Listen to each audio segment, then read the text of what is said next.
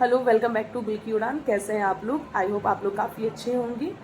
तो जैसा कि आप लोग को पता है, यूपी टेट की नोटिफिकेशन आ चुकी है और सीटेट की रिज़ल्ट बहुत जल्द आने वाली है। आने के बाद ज़रूर उसकी नोटिफिकेशन के बारे में कुछ ना कुछ नोटिस वगैरह आएगी। कब तक आती है ये नहीं पता, लेकिन जैसा आपको पता है कि सीटेट का मेरा रिज़ल्ट ख़राब हुआ था, जिसकी वजह से हालांकि एग्ज़ामिनेशन हॉल ही में ही मुझे पता चल गया था कि मेरा रिज़ल्ट नहीं आएगा। बट आंसर की आने के बाद थोड़ा सा मैं डिप्रेस्ड हो गई थी, क्योंकि बहुत सारे लोगों का फर्स्ट अटैम्प्ट में, ऐसा नहीं है कि देखकर बुरा लगा, बहुत सारे लोगों का फर्स्ट अटैम्प्ट में क्लियर हो गया था, तो देखकर बुरा नहीं लगा, लेकिन इतना था कि मैं भी कर सकती थी। लेकिन कहीं ना कुछ कमी रह गई, जिसके वजह से मेरा नहीं हो पाया और काफ़ी ख़राब मार्क्स आया। तो खैर कोई बात नहीं है, अभी भी टाइम ख़त्म नहीं हुई है। और मैंने आपको बताया था कि बस फेस्टिवल चल रहे हैं, जैसे ही फेस्टिवल ख़त्म होगा वापस से हम मूव ऑन करके फिर से अपनी प्रिपरेशन स्टार्ट करेंगे। तो आज है मेरा, मान के चलिए डे 1 ही आप मान के चलिए, और आज से मैं फुल प्रिपरेशन करने वाली हूँ। और मैंने आपको बताया था कि मैं जो पुरानी वाली एनसीईआरटी है उसे लाऊंगी, और उससे, क्योंकि अभी तक जो मैं एनसीईआरटी से कर रही थी तो वो एनसीईआरटी बेस्ड था, ठीक है। लेकिन इस बार मैंने अपना बुक चेंज किया है और मैंने सोचा है कि यूट्यूब का लेक्चर तो मैं देखूंगी, जाहिर सी बात है, वो पपेल टीचर काजल धामी मैम का ही मैं देखने वाली हूँ। और उसके बाद बुक से मैं पढ़ूंगी, और पढ़ने के बाद उसका सारा प्रॉपर नोट्स मैं खुद से तैयार करूँगी।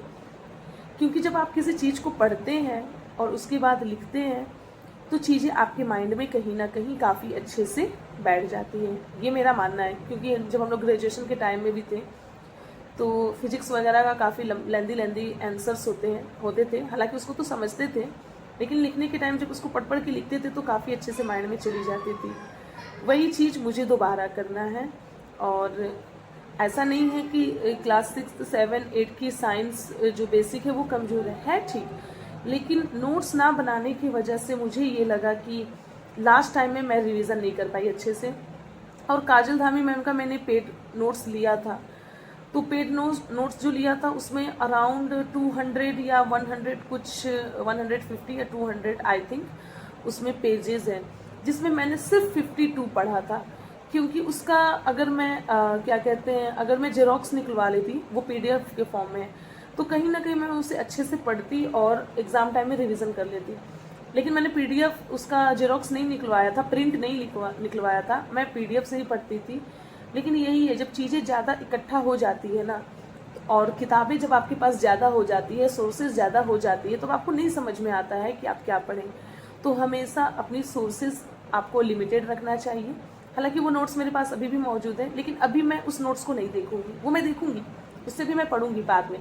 पहले मैं खुद का बनाऊंगी, खुद से चीज़ें समझूंगी, उसके बाद उससे भी मैं लेने वाली हूँ हेल्प। तो आज मैं क्लास 6, क्लास 7, क्लास 8 का मैं एनसीईआरटी बुक लाई हूँ, जो पुरानी वाली है। मैं नई वाली से नहीं तैयारी करूँगी, मुझे पुरानी वाली ही समझ में आती है। तो मैं आपको दिखाते चलूँ, ये आप देख सकते हैं। चूँकि मेरा कैमरा फ्रंट है तो आपको नहीं समझ में आता होगा। ये साइंस है, text book for class 6।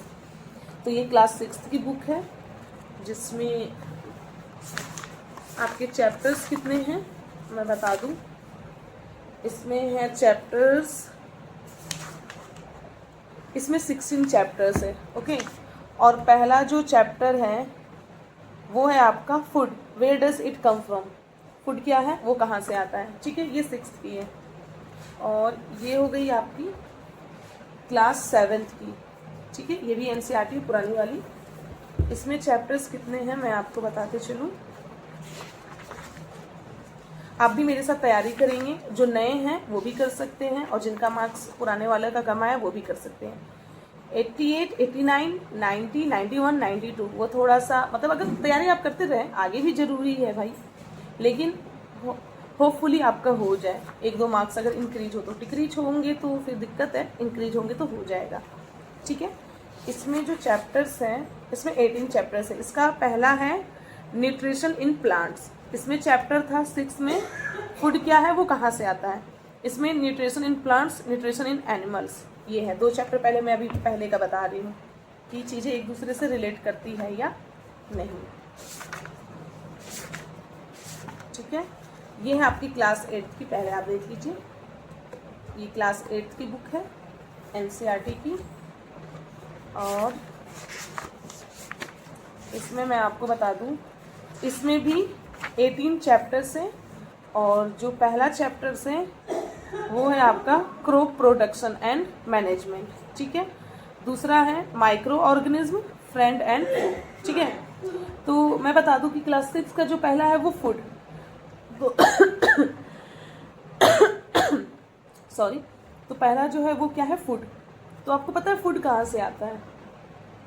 Food भाई हम प्लांट से लेते हैं एनिमल्स के रूप में, ठीक है। मीट वगैरह हो गया, मटन वगैरह हो गया, चिकन वगैरह हो गया, या एनिमल्स गिविंग फूड आपका एग हो गया, मिल्क हो गया, ठीक, और प्लांट्स, ठीक है। दूसरा क्लास 7th वाले में था nutrition in plants and animals. तो भाई फूड तो दो तरीके से हम लोग लेते हैं, फिर अब वो जो प्लांट्स हैं उसके अंदर न्यूट्रिशन कैसे आता है, वो कैसे बढ़ते हैं, वो कैसी चीज़ें होती हैं, और फिर एनिमल्स में कैसे, वो दो चीज़ तो एक दूसरे से रिलेट करेगा। फिर इसमें है क्रॉप प्रोडक्शन, ठीक है ना, खेती बाड़ी जो भी है उसकी मैनेजमेंट कैसे होती है, कौन से महीने की खेती को क्या कहते हैं, मतलब सारी चीज़ें इंटरकनेक्टेड है। तो सबसे पहले जो है वो मैं क्लास 6 का पहला चैप्टर पढ़ूंगी, और उससे मैं मेन चीज़ें नोट्स में तैयार करूँगी। फिर मैं क्लास 7th की जो आपका है पहला चैप्टर न्यूट्रिशन इन प्लांट्स वो पढ़ूँगी, उसकी मेन पॉइंट को नोट डाउन करूँगी, ठीक है। फिर इसमें है 8th में क्रॉप प्रोडक्शन एंड मैनेजमेंट, और इसका ऐसे करके मैं बनाऊँगी, और या फिर क्लास 6 का अलग, क्लास 7th की अलग, क्लास 8 की अलग, ऐसे ही करके मुझे मतलब बनाना है। अभी मैं इसमें डिसाइड नहीं कर पा रही हूँ, लेकिन मैं एक बार देख लेती हूँ। पहले मैं पढ़ूंगी तीनों चैप्टर का, तीनों बुक का, तीनों क्लास का पहला चैप्टर मैं पढ़ूंगी।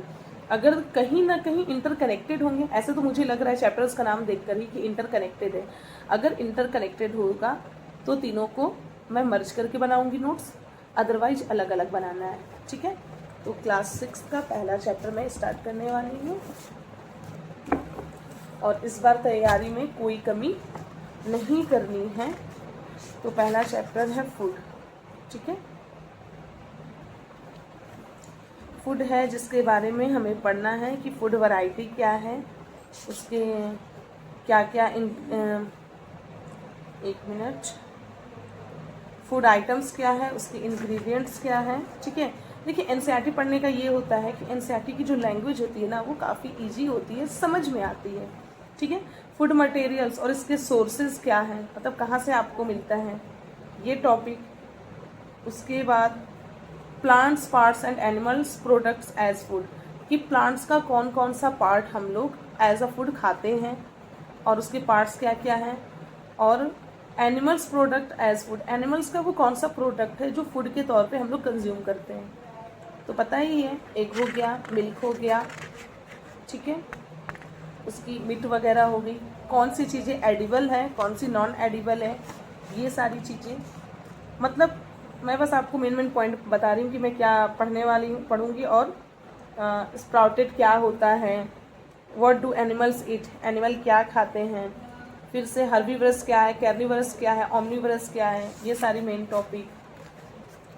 तो ये मैं पढ़ूँगी और पढ़ने के बाद मैं नोट्स बनाऊँगी। आप अपनी राय ज़रूर बताएं कमेंट सेक्शन में कि आप एनसीईआरटी पढ़ रहे हैं या एनसीईआरटी बेस्ड कोई दूसरी बुक पढ़ रहे हैं, और नई वाली एनसीईआरटी पढ़ रहे हैं या पुरानी वाली। और मैं चाहती हूँ कि हम लोग एक दूसरे का हेल्प करें, एक दूसरे से चीज़ें शेयर करके पढ़ना स्टार्ट करें। और आप नोट्स बना रहे हैं या नहीं बना रहे हैं, या डायरेक्ट लेक्चर वीडियो से ही पढ़ रहे हैं, तो ये चीज़ ज़रूर शेयर करें। और ये भी बताएं कि यूपी टेट की प्रिपरेशन आप करेंगे या नहीं करेंगे। मैं तो यूपी टेट की करने वाली हूँ प्रिपरेशन। और मैंने जैसा कि आपको बताया था कि यूपी टेट का जो सीडीपी होता है वो थोड़ा सा सीटेट वाले सीडीपी से थोड़ा सा डिफरेंट है, हल्का सा, ज़्यादा नहीं। कुछ कुछ चीज़ें उसमें सिमिलर नहीं, कुछ मैक्सिमम चीज़ें सिमिलर है, कुछ चीज़ें थोड़ी सी डिफरेंट है।